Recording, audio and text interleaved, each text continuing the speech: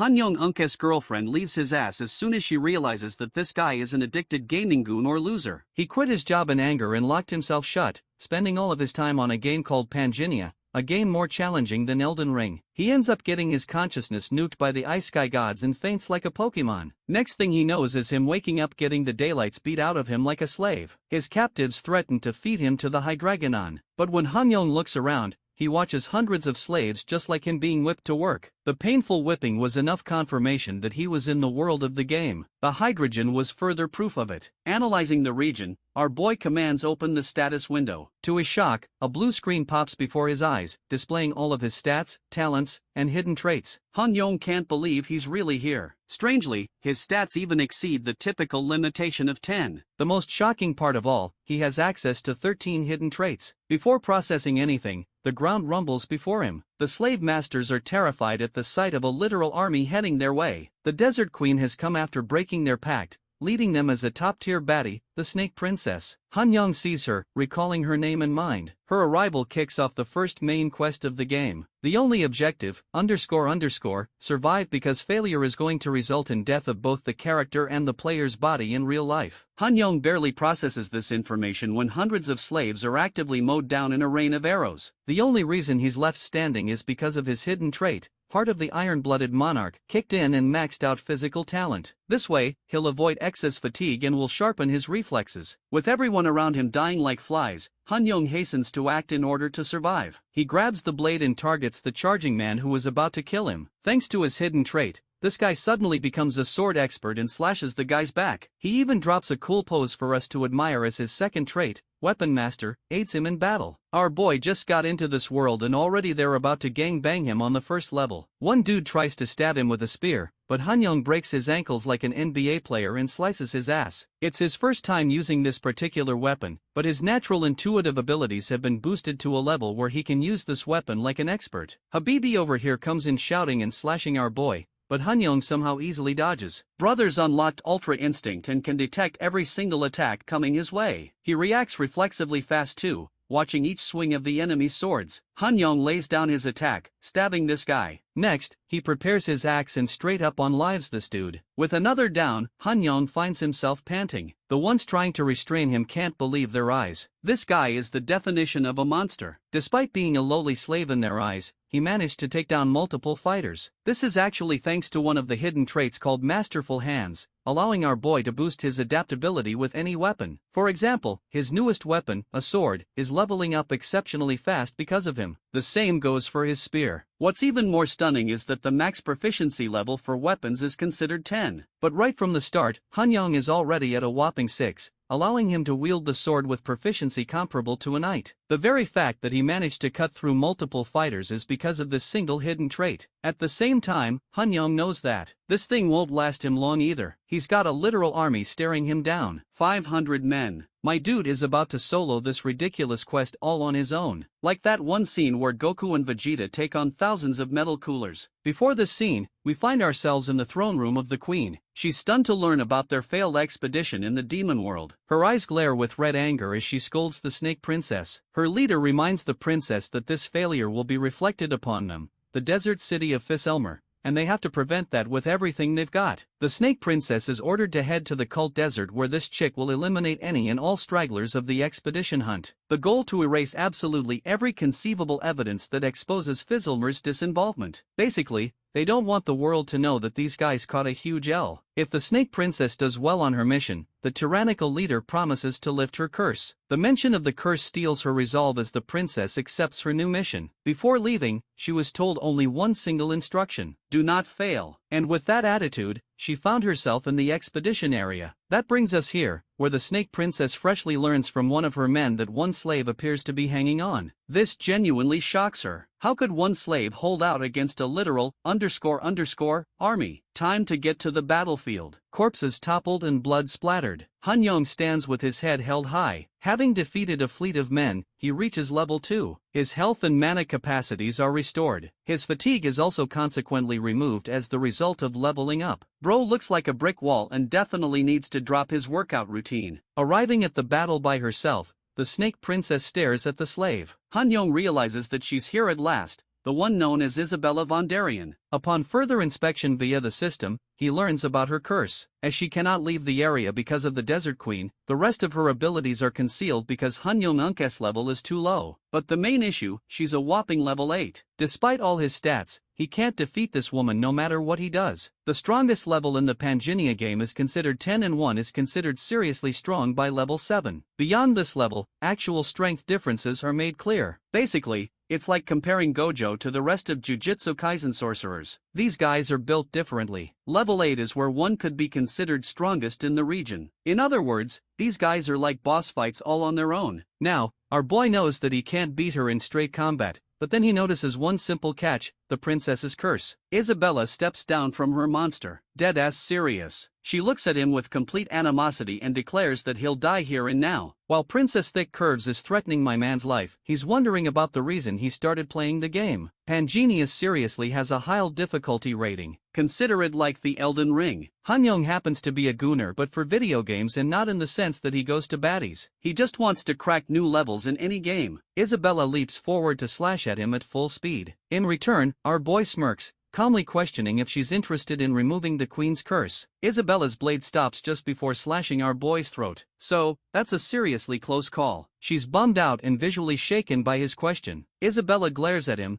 questioning who this guy even thinks he is. Hanyong comes up with an adequate excuse for the situation and shares that he is actually a starbearer who leads normal people to stars. He even extends his offer to lift the queen's curse, allowing Isabella to exit the region again. This offer stuns the chick, hitting her harder than her ex. The thing is, Starbearer is just an NPC class that any player requires to achieve the highest level. The class is reserved for normal NPCs. So, in truth, he's not really a Starbearer. But in order to remove the curse, Isabella requires a blessing from one of these NPCs. Her only obstacle governing her life is the stupid curse that has made a slave of her. So, she has no reason to reject his offer. The quivering princess is put in a dilemma. Turns out that Hanyong actually created her himself. She just happens to be one of his unfortunate characters that he never chose to pursue. The curse from the perspective of the player is just a map restriction that grounds a player to a certain area during the game. However, any player's character is meant to explore the world and pursue their ending. Unfortunately, that isn't the case for Isabella, who's like a bird with her freedom completely stolen from her because of the curse. Breaking her silence, she requests his name. Choosing a new name, Broix Randolph, and that also sets his actual username in the system. After a brief standoff, the princess turns around, dispelling her original intention of killing him immediately. At the same time, she leaves him with a bone-chilling reminder that if he's ever caught lying, she'll personally tear him from limb to limb. The baddie instructs her men to personally escort our boy, treating him as an honored guest with premium handling. And that's how the first quest of survival finally comes to an end. Our boy takes a sigh of relief. He scored a perfect grade and ended up getting a ton of awards, but it's so damn fatiguing that his body collapses after the fight. Hyunyong can't even believe he survived that mission and nets 220 points in total. In the very next scene, Bro is brought to a castle. All of a sudden, he's enjoying a luxury bath experience. Hyunyong highlights how the soul of Hydragon is known for dropping early in the game. Then there's the sword of Michaela. Hanyong managed to acquire both items at the same time, but what he really didn't expect to obtain was the broken piece of golden scale, a syncing tool between reality and the game. His thoughts are interrupted with a bunch of snow bunny maids showing up and even offering to wash him up for free. Hanyong isn't going to say no to this ridiculously free offer and requests they wash his feet. I'm not even kidding. We're out here getting feet shots. These women are Isabella's personal maids. Hanyong knows they're here to test his intentions. A real star-bearer doesn't react to any sexual desires. So this man is literally fighting for his damn life to prevent a boner. But unfortunately, our fallen soldier ends up staring at a voluptuous chest. Bro panics so hard he begs the status window to pop up,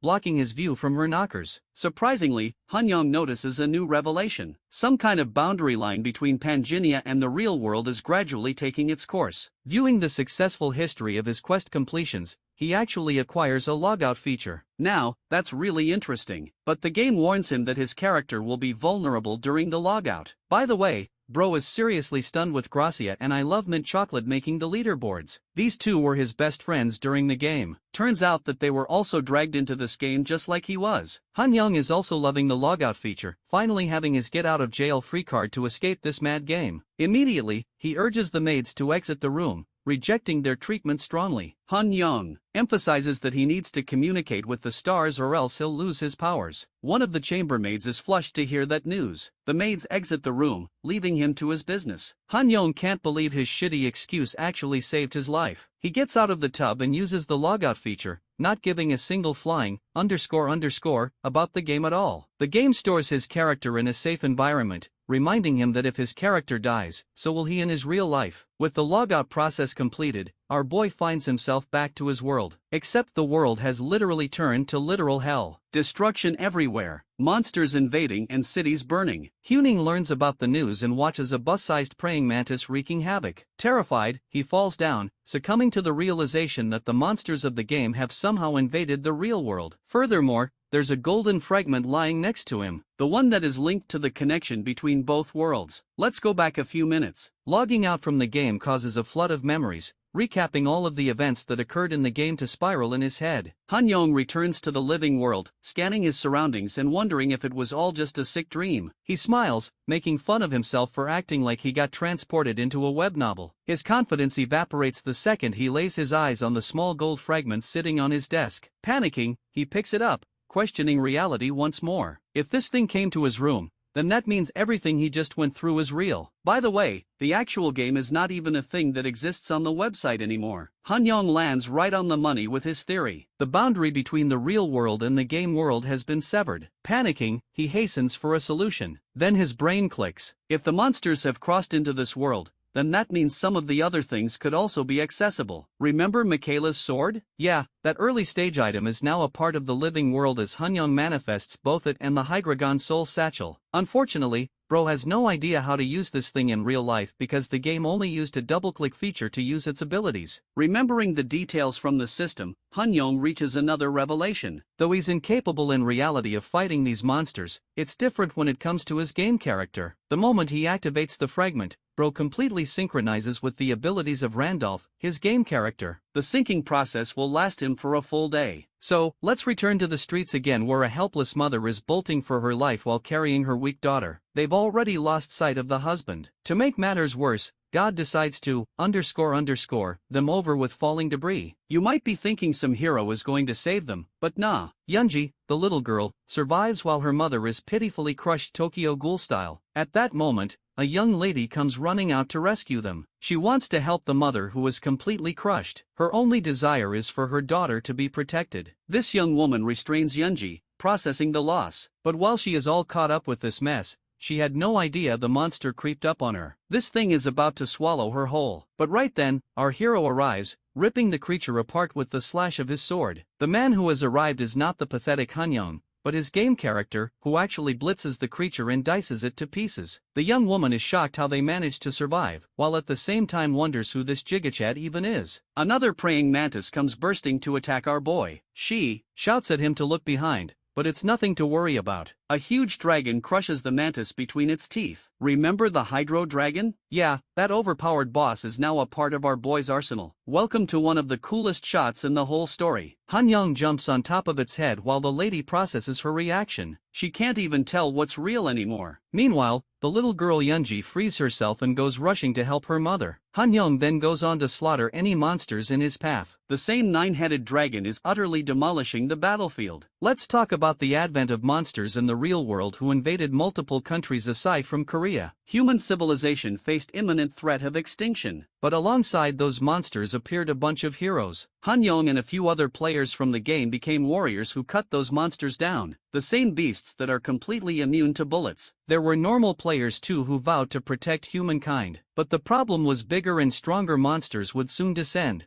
changing the trajectory of the real world. Watching the footage from the comfort of his home, a player called Massacre thinks all of these idiots are wasting their golden fragments. Now that the game is merging with the real world gradually, everyone will compete against another for survival. This means the players who hold the most amount of fragments in this world will eventually become the strongest characters. By the way, the same ranking that remained frozen for 2 years changed just as well, with Randolph steamrolling his competition at first place. This begged the question if this guy is actually Phantom. Phantom is also nicknamed Ghost. It's actually Han Yong Unk's character who was most known with both names. The same guy became the first person to form an NPC expedition called the Demon Realm Expedition, and he's the only person to reach the final stage of the game. Even though that final battle resulted in complete and utter defeat for the Phantom, without a doubt, he is considered the undisputed best player of the Pangaea game. Bro is out here carrying 1% of Faker's aura. Massacre has a theory, believing that the player who wielded the Phantom character must have been summoned in the game the moment his expedition backfired. Even though a person's equipment and appearance is completely reset, they're still awarded the traits of the previous character. And that's the logical explanation why Randolph possesses every single broken ability of his actual game character. Speaking of our boy, he wakes up back in the tub. He's back in the game,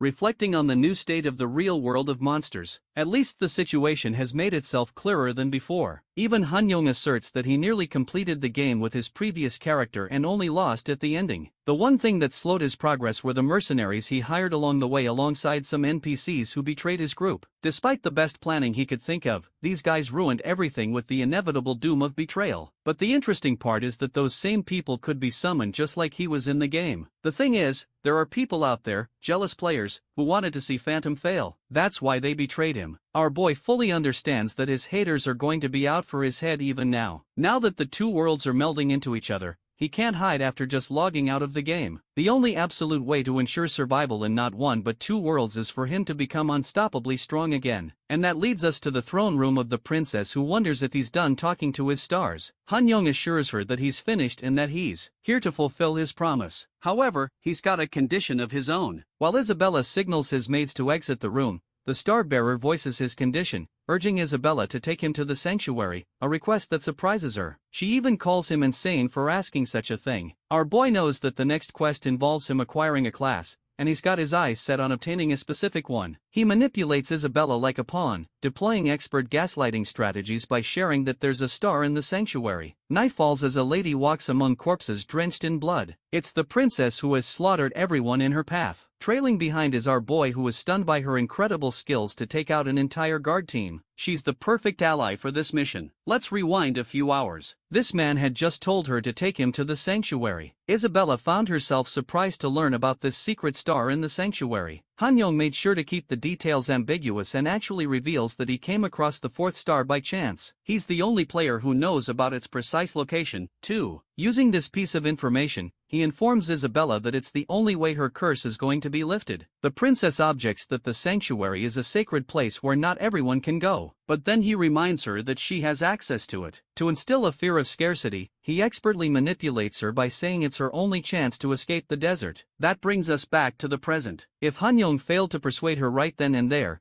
then he would have been the person lying like a corpse on the ground. They arrive at the location called the Holy Ground, which leads to an underground labyrinth of sorts. The two descend lower while the system explains that rewards will be granted to them based on the exploration rate achieved. Han-young's level doesn't meet the basic requirements. Normally, he'd be getting overwhelmed with demonic poison, but thanks to one of his 13 traits, he's able to withstand its powers. It's only because of his hidden trait that he managed to enter to begin with. He's just a level 2 beginner who isn't supposed to set foot in these lands. But Han-young's entire strategy rests on sending the princess up ahead, clearing the whole quest while he reaps only the completion rewards. It's not the sub-quest that bothers him. What matters him most is the main quest with the ultimate goal of obtaining a proper class. The quest will only end once he achieves it, and he's got his sights set on a very special class. The Snake Princess is alarmed with the path ahead. She faces the realization that they've taken the wrong path and turns around to head back, but this man stops her. Isabella thinks that the Star-bearer is messing with her when the bridge in front of them is a clear trap. The moment they try to step over it, the air currents will knock them flying. She's really disappointed in him until our boy deploys the god-powerful technique that Twitter losers and Reddit mods use every day. Internet-style rage-baiting no balls form. Flaring up with anger, she tries to mask her insecurities, stating that it's a trivial task for her. Our boy keeps egging her on. Isabella yaps and yaps until Han-young offers her an easy way by carrying her. The princess is humiliated by this sudden request. Han-young is more than happy to carry her if she's feeling under the weather. They already have little time to escape after killing all those guards. The queen will punish the princess upon discovering that's why it's best for both of them to make a run for it. Humiliated, the baddie hops on his back. Having equipped her, Han-young puts his feet to work. This man actually goes in the wrong direction, straying from the intended path. Isabella is screaming and shouting in fear, but this suicidal maniac takes the leap of faith. Another one of his hidden traits called mutant kicks into motion. This allows him powerful ocular sight that scans secret details of any environment. Han-young races on this invisible path, stunning the princess with his secret knowledge. She can't even fathom how a star-bearer has access to this information, even with all the knowledge in the world. Hilariously, our boy teases her back for being scared of acrobatics. His continued teasing annoys her because this guy is way too relaxed for the situation they're in. It's not like he's faking confidence either. It's as if she's being welcomed as his dear friend after many years. Isabella directly questions their familiarity and asks if they've met before. Han-young tells her they haven't met in the same locations. He even confesses that he's seen her from one side, but she's never seen him. Using the gate, both of them travel past and teleport into a different domain. Han-young detects a domain barrier and jogs his memory for the incoming threat. The set of boulders just lying nearby suddenly take human form, materializing into stone golems, exuding red energy. These powerful golem monsters are called guardians. Just from the size of its humongous rune, our boy suspects that they're dealing with a powerful boss. Just one hit from this kind of boss would crush him like a bug. He wonders if Isabella's leg is feeling alright, teasing her again. After all, he's going to need her full support here. The Hailstone Guardians rush to attack them. With a charged punch, one of them hurls a fist against the baddest of all. The Snake Princess smirks, exhibiting confidence, and in a single motion slashes the golem more than a dozen different times. In a moment's notice, its arm shatters to pieces. Can't even lie. She's the coolest princess I've seen in a while. Isabella assures our boy that this fight will be soon over. Leaping using the debris, she charges up towards the Guardian. Targeting its rune, she unleashes a ferocious horizontal slash. Meanwhile, male wife Han-young is out here seriously impressed. Isabella isn't even supposed to be a fighter class. She's an assassin, yet she's out here moving like Sun Jinwoo. Dozens and dozens of slashes later, she decorates the golems and scars. They're annihilated with her wrathful hits,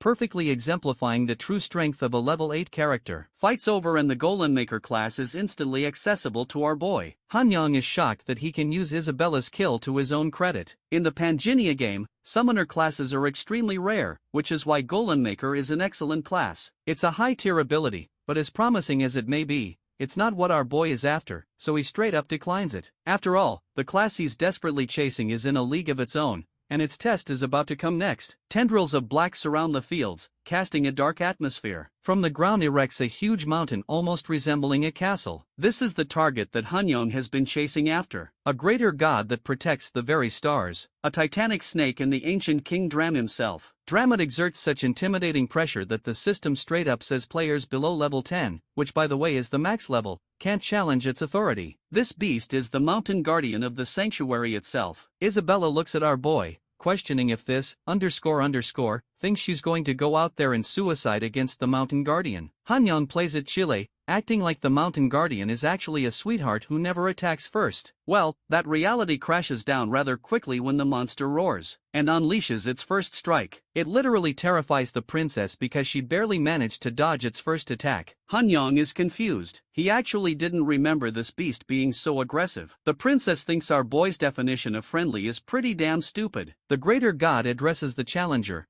urging him to defeat the guardian to pass. Hilariously, Isabella tries to reason that she never even bothered challenging the sanctuary, but suddenly realizes that she's the one who went around smashing his servants to pieces. The greater god is pissed off with her denial and tries to tail whip the out of her. The princess fights back, or rather does her absolute best to escape each attack. She screams at Han-young to plot the next move for once. Now, our boy has actually faced this big old noodle in the past, but he doesn't seem to have any memories of beating it. Suddenly, he realizes something. The ancient King Dramut is a behemoth and a greater god that protects the stars. From his lore, Han-young learned that Dramut was an enchanted beast as he gained wisdom from the essence of the star. Back when our boy cleared this place's ghost, he was raising Wilhelm, a level 10 5-star character. Interestingly, the big old noodle never even attacked him. Instead, it simply led him to the sanctuary's location because he met all qualifications. So, now the problem is Dramut doesn't even deem them worthy because the greater god only attacks those weaker than itself. This situation has placed our boy in quite the pickle. Isabella is being knocked around. She's getting steamrolled by the snake. The earlier poison of the sanctuary weakened her, too. It makes her wonder if listening to the Starbearer's guidance was all a huge mistake. The princess is moments away from being squashed like a mosquito. Han-young borrows knows talk no jutsu from Naruto and tells the beast to stop immediately. Dram shockingly obeys and stares at the buff Gigachad posing like a god. He has no idea how this normie knows about his real name. Then our boy drops his previous character's name, Wilhelm,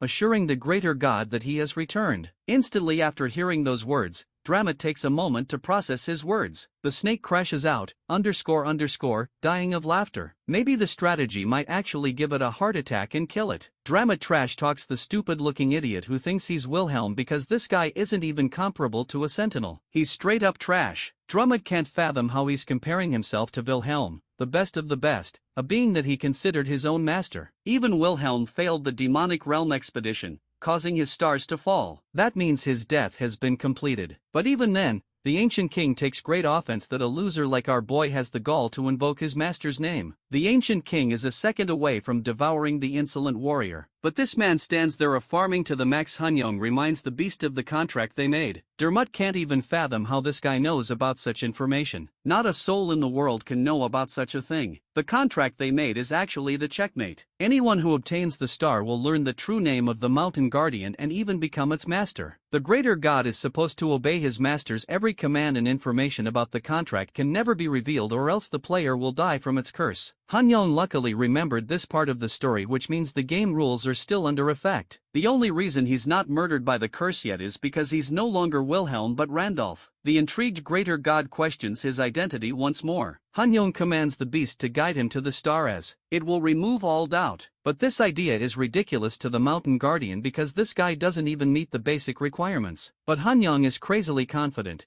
stating that he doesn't mind risking his death. Deploying his Twitter strategies again, he rage baits the snake with the same no-balls approach. The greater god laughs at the pitiful creature who could die from a single hit. He wonders what makes this guy so confident. Just to figure that out, he turns around to guide him to its location. Drummond intends to use the star to be the ultimate judge. A while passes. Isabella is speechless. They've arrived in a gloomy location, which makes her wonder if the star is really here. Our boy assures her that the thing on the altar is actually the star itself. Well, it's just a damn bonehead skull. Isabella is underwhelmed, but Hunyong notes that it's actually Leah's face. The twin goddess of the realm died and her body scattered into 32 fragments across the continent. These fragments are actually considered stars inside the realm. They're the same catalysts that can be used to achieve transcendence. And now, Hunyong has it in his hand. Instantly, a vortex of flames engulfs his entire being as the flames shoot upward. Isabella is worried about him. While the greater god laughs, he knew this would happen. No ordinary mortal can approach a star without meeting the requirements. Drama even celebrates the lowly human's death. Hilariously,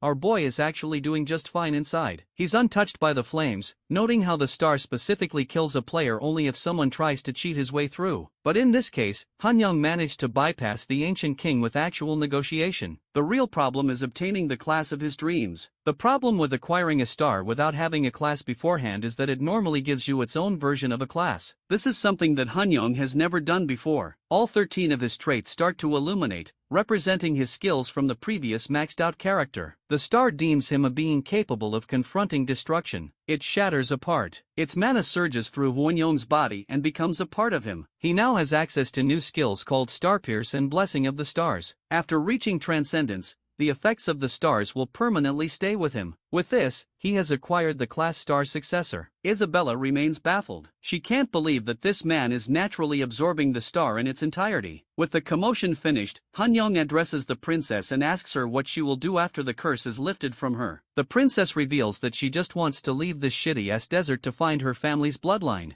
Hunyong is happy to bless her and remove the curse under one condition. His only requirement is that she serve him, which is an interesting choice of words for 1 year straight. After that, they'll both go look for her family together. Now, the thing is, Isabella fears the queen's wrath even after escaping. She's terrified of submitting to another individual, but Hunyong assures her that he's different. His meaningful gesture speaks through to her. The snake princess gets on her knees and confesses pure submission to her master. Wait, what? Hunyong congratulates her for making the correct decision and then turns back to Drammut, taunting the out of this snake for not believing in him sooner. It's time for some good old karma. So Han Young demands the Nodal to bow before him like a good snake. Thanks to his transcendence, numerous combat-styled constellations are now taking interest in Han Young-unk's evolution. When word of Isabella's betrayal reaches the Desert Queen, she is astonished and immediately lays out the order to capture both of them immediately. In the outside world, people are starting to speculate the identity of this new Randolph player. They think it is Phantom behind the scenes because someone obtaining a higher score than Gracia is impossible otherwise. Now that the 5-year veteran has returned to the game again, the top brass is having difficulty. They tried contacting him in the past and were incapable of tracking him down, but back then he wasn't a real player. With the merging of both realms, things are easier. They want to try fishing and bait him out. Everyone knows that Main Quest 3 is going to take a lot of items from him if he wants to guarantee first place again. Let's talk about fishing first. It's a common tactic used in a secret auction hall where players trade items. They upload a top-tier item at a low price, then use a twin ability through a talisman to track down the location of the buyer. Newbies end up purchasing the cheap auction item, thinking it's a steal of the century, but then the players who put up the auction easily track them down and kill them. The problem is they're dealing with Phantom, so that guy is definitely going to see through the strategy. Except this crazy chick somehow thinks the plan will work. She's the greatest S of all time, believing that a guy like him might actually try to snag an easy item from the auction. This crazy chick even suggests kidnapping the guy from the real world after exposing his information. The girl is so damn crazy that the two dudes are out here calling the police to report her for stalking. The girl is ecstatic, wondering what kind of life this amazing player must lead. It's the same kind of mindset many celebrity stans have, thinking that they all lead perfect lives. In the background, Massacre is viewing the leaderboard. Randolph is still on top for Stage 2. Massacre is also actually hunting down players in real life using the same fishing strategy. He wonders what kind of insane level class netted Randolph top score again. By the way, this guy is a straight-up criminal in real life, too. He's left multiple people dead just to increase his leaderboard rankings. Back to our boy, the system informs him of his 100% exploration rate. Thanks to the Mountain Guardian, he conquers the sanctuary with ease. As a reward for completing the subquest, Han Young obtains a teleportation book, allowing him to visit a previously explored location. Overall, our boy acquired great loot from all of this. The system collects his newly acquired experience points. Thanks to that, he skyrockets to level 3 in one go. The process is way slower than leveling up normal characters. Unfortunately, more traits require more experience per stage. At the same time, his stats are more powerful than the average player, so he's doing well. Han Young is curious about the item he obtained from the main quest. He got 2 rare rewards, one being a shadow cloak, a mystical item that turns you invisible after weaning it. Harry Potter fans will get this one. Ancient King Dmut suddenly detects incoming humans headed this way. He informs his master of the ones that have invaded the sanctuary. Isabella knows that this must be the pursuit squad of the Desert Queen. She asks about his next goal because even though the Queen herself hasn't stepped foot, her squad will be quite difficult to deal with. She thinks they're going to be so strong that not even the Mountain Guardian will be enough. Han Young assures her that they're not even going to participate in the fight. The big old noodle will handle them all. Both of them flee the area, leaving poor Dramit sweating bullets. While they're bolting away, they can hear the cries of the invaders encountering the Ancient King. Isabella thinks it's wrong to ditch the snake all alone, but our boy thinks it'll be fine as long as the Desert Queen hasn't come by herself. Drama can easily deal with the advance unit on his own. This is the only chance of victory they have. Otherwise, they'll be surrounded by the Queen's forces. Isabella is surprised because bro basically admitted that he didn't abandon the big snake for his uselessness. It's not like the Mountain Guardian can leave the sanctuary either, so it's them who have to escape. Han Young intends to use a warp gate at the edge of the desert to fully escape the region. Thanks to him lifting Isabella's curse, they'll be fine. The real problem is that the gate takes its sweet ass time to activate. They've already arrived and the princess is stoked to get out of the desert. Han Young tells her about the added activation duration. You might be thinking it's only a couple of minutes, but this damn gate takes 12 whole hours to activate. They're also trapped in completely empty land with no cover to hide. The pursuit squad is definitely going to find them here. Dramit can delay them, but not for too long. Until then, Han Young intends to communicate with the star. In other words, he wants to log out and check the state of the real world. He asks for Isabella's trust, who prepares her sword, and swears to protect him. Now, that's a badass character. Our boy opts out of the game,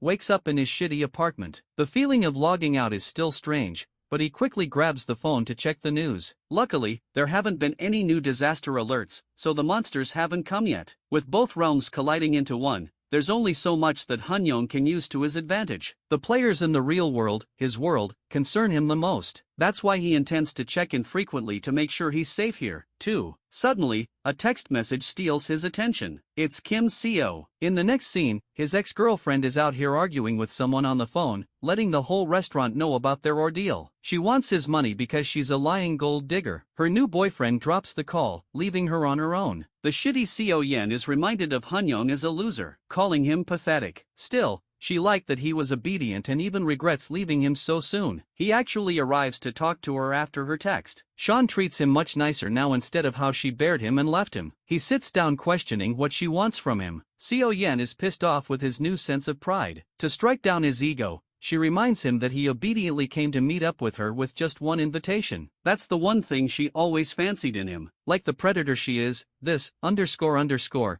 tells him how she regretted breaking up with him and wonders if he thinks the same. Pondering that question, our boy starts to get annoyed. To think that she called him all the way here and didn't even buy him a drink. Frustrated with her basic lack of respect, he gets up to leave. Seo, flustered that she's losing control of her former puppet, tries to stop him. She acts like the whole world revolves around her, but he's done with her. Bro turns around with a bombshell of a question, asking Seo Yen if her new boyfriend has any idea they're out here on a date. He calls her out for dating multiple men at the same time, something that is obvious on her social profiles. Thought Slayer 69 leaves her for the streets, thinking about how he would have panicked if he didn't adopt his new personality. Turns out that Randolph's resilience actually carries over to him in this reality. He's exiting the place when suddenly he sees a dude bullying someone. This bastard is about to stab the innocent girl with a blade in a fit of rage. Hanyong steps in, grabbing his wrist, stopping the attack and saving the young lady's life. It's the same girl from earlier, too.